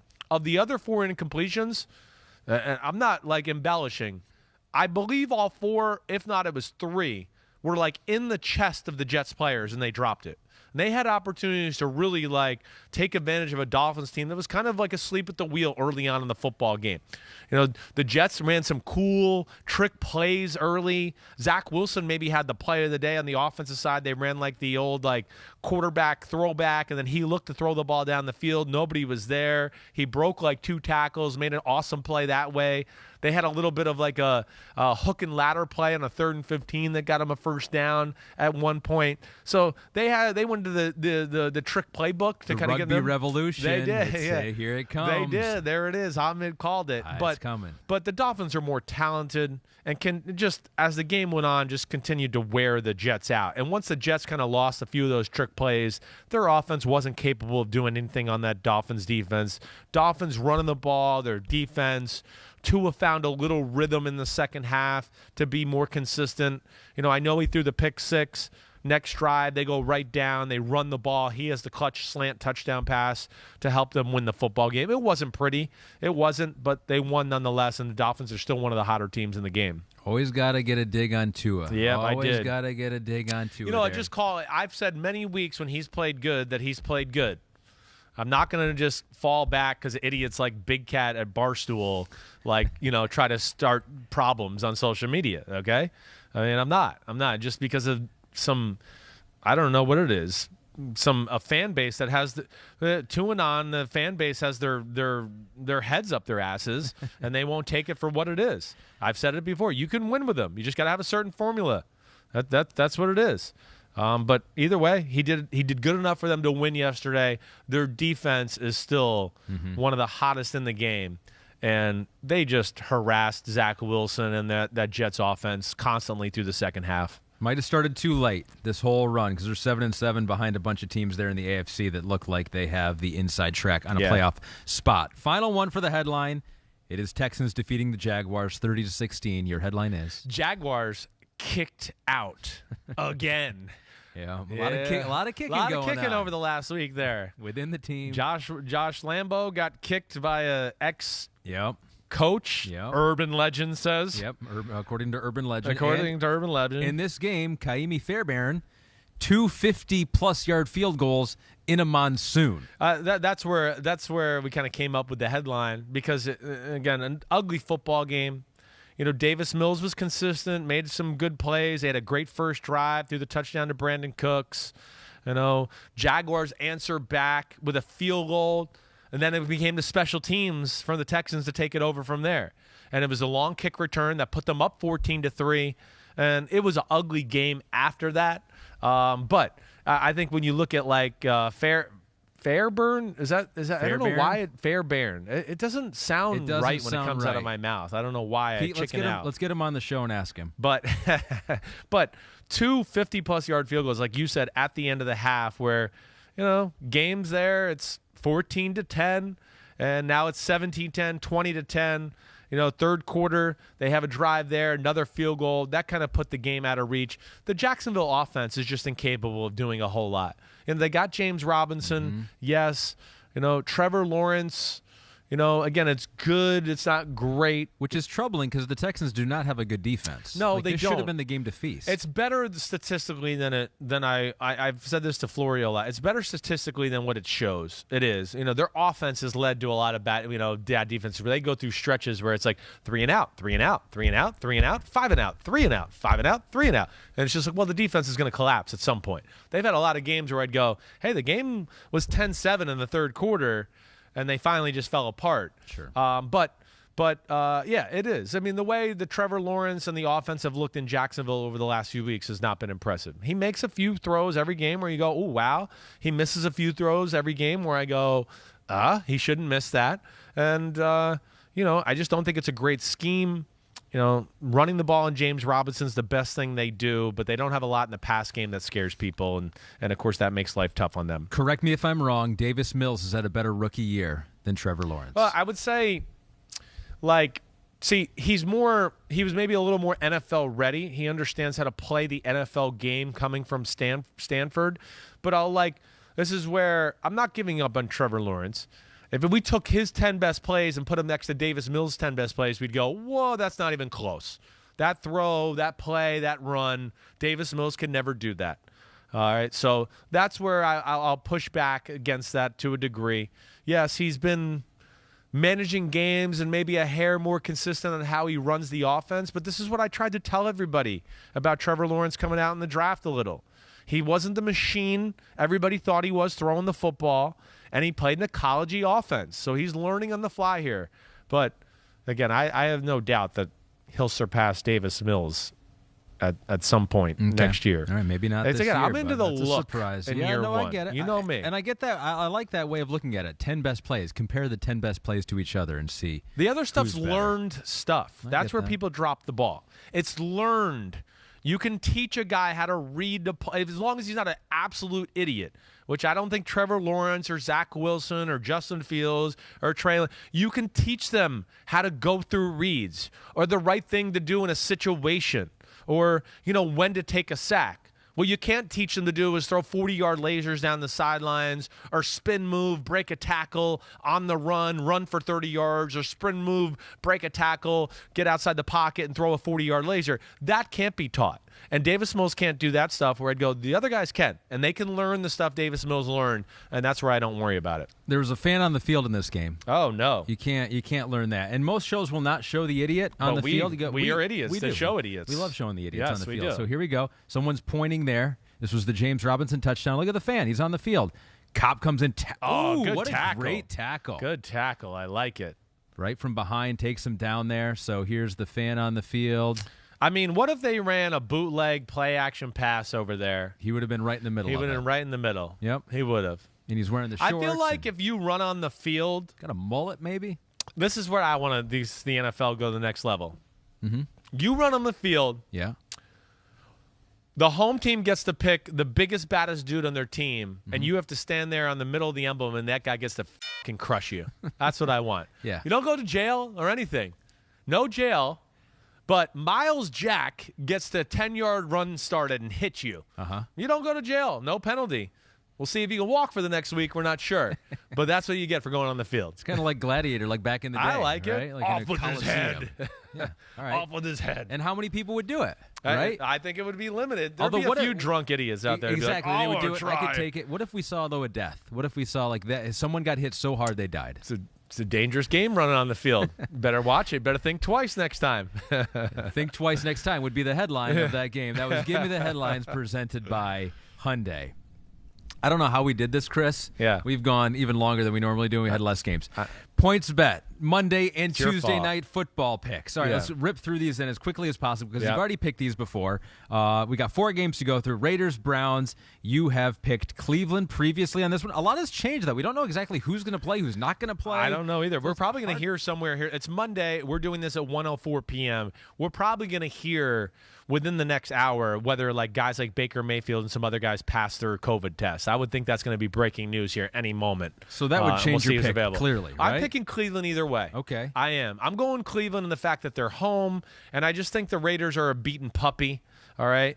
As far as, like, I don't know if they really believe that they're a playoff football team.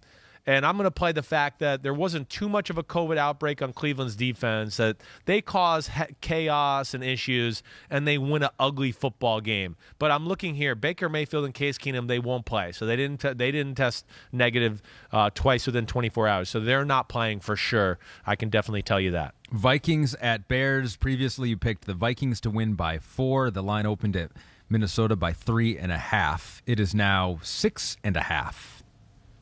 And I like the Vikings all the way here. Staying with that? I am. I mean, there's nothing here that makes me change this game at all.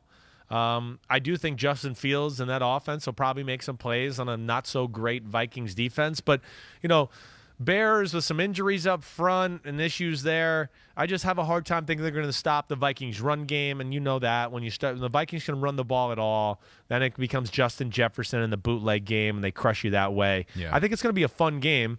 I'm taking the Bears to cover, but I like Minnesota 31-27 in this one. In that previous game, you saw that Cleveland's favored by 3. That line did open at 6.5, but Cleveland's still favored there. In the Tuesday game, Seahawks at Rams, you've picked the Rams by 10. I did, yeah. Line opened at 7, and it is still 7 right now. Yeah, well, I just look at it in Los Angeles. I think the Rams got their mojo back a little bit. I think the way they beat Arizona last week, again, and I know Arizona made some mistakes, but it'll take a little pressure off of them. And, with Matt Stafford, the way he played last week, I think they're out of their funk. I think they got rid of their disease that we talked about early on here. And, yes, Seahawks, pain in the ass. I know they're going to compete, but I have no faith in their offense still. And I know their defense, which is a pain in the ass too, more of a pain in the ass than their offense. They'll hang around, but McVay always seems to have a good understanding of what Seattle's doing. And they just can't – I don't think they can match up with the Rams across the board. That's why I go Rams 31-21, like an ugly 31-21. Probably 24-21 with like 5-6 minutes left in the game, score a touchdown to kind of go up by 10, kind of that way. Touchdown. Yeah, Washington at Eagles, the final game. You previously picked the Eagles to win by 11. The line opened Eagles -4. Now it's Eagles -6.5. Yeah, and don't know about the quarterback situation for Washington. We don't know that. Washington, I do believe, got some of their D linemen back. When I picked this game 28-17, I went, man, Washington's missing the D linemen. They're going to get steamrolled by Philadelphia in this run game.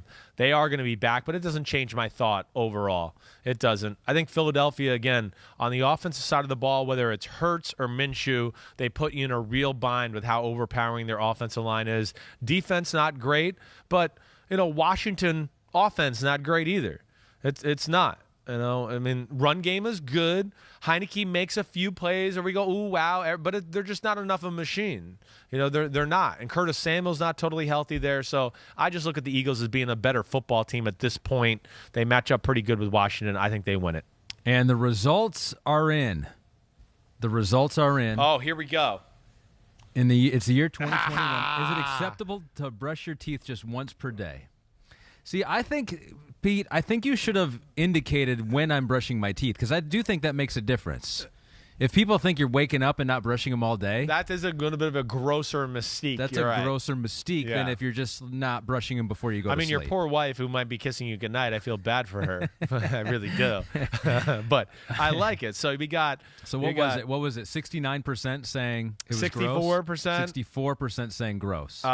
So here we go. Ezra Giesling? Yeah. No. You have to in the morning to get rid of morning breath. I do. And you have to at night to get all the food off the day off. Well, that's what my enzymes are for. Right. That's what the enzymes are for. I want to research that. Let's find out if we actually know that enzymes do clean your teeth. Pete, let's get on that. Let's look at that next week. Wolfman182. We're all wearing masks anyway. LOL. Good call. That's a great call. White Winter Himbo. Yeah. Whoa. I don't know what that means. Okay. But every day? Question mark. Y'all must go through toothbrushes so fast. Exactly. I've been using the same one for like 3 years now. Wow, yeah, White money. Winter Himbo is like, what?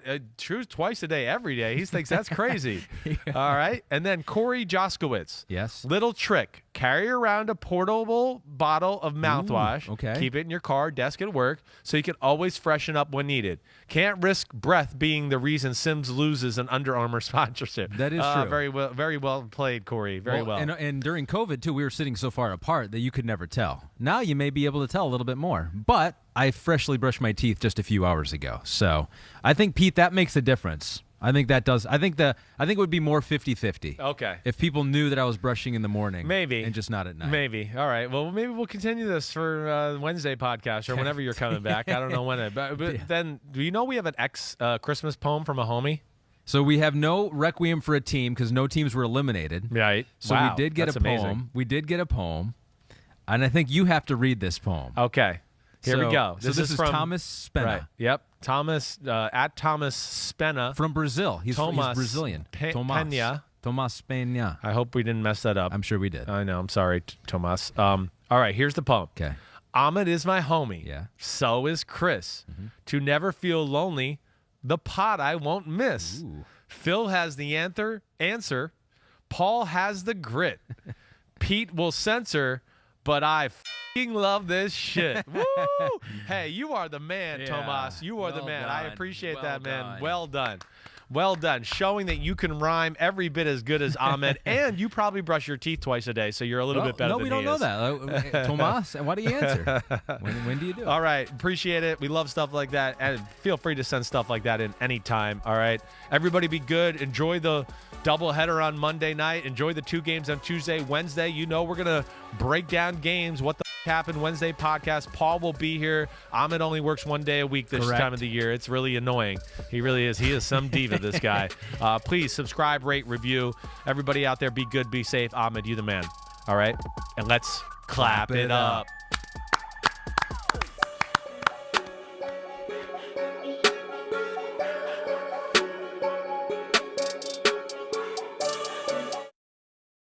Yo, what's up? Come on, man. Subscribe on YouTube to Chris Sims Unbuttoned Podcast. I need you. Please hit the subscribe button, please.